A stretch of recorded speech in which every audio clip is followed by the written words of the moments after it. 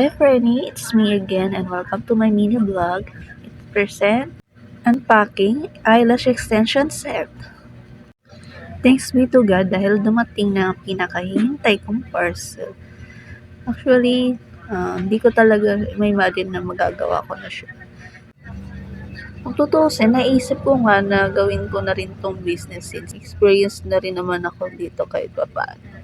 At naisip ko nga din kasi nga na medyo mahal magpa-eyelash sa mismong shop. Mabuti nga maaga din dumating tong item ko kasi right after dumating, ginawa ko na nga tong video para nga proof ko dun sa seller if in case na may problem ang product nila. So, ito nga yung mga inclusions. 60 pieces natural eyelash extension.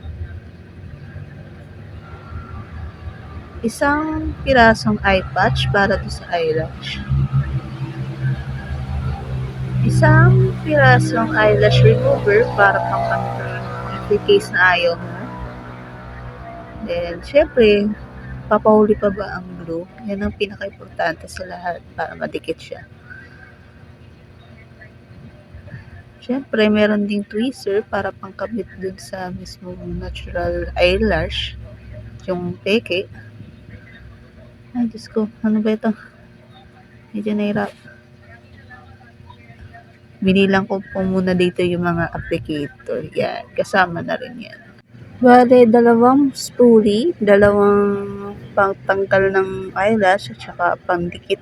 The last one is glue container. Ito, at diba, parang sing-sing. Ang cute nga eh. Kaya kung ako sa'yo, kung katulad ka mo rin ako na balitaran, bilhin mo na to. Napakamura lang niya. Check mo na to sa yellow basket ko para makapag-avail ka din. Then, wait for my other content kung paano ko siya i-apply. Hanggang sa muli. Maraming salamat. Bye!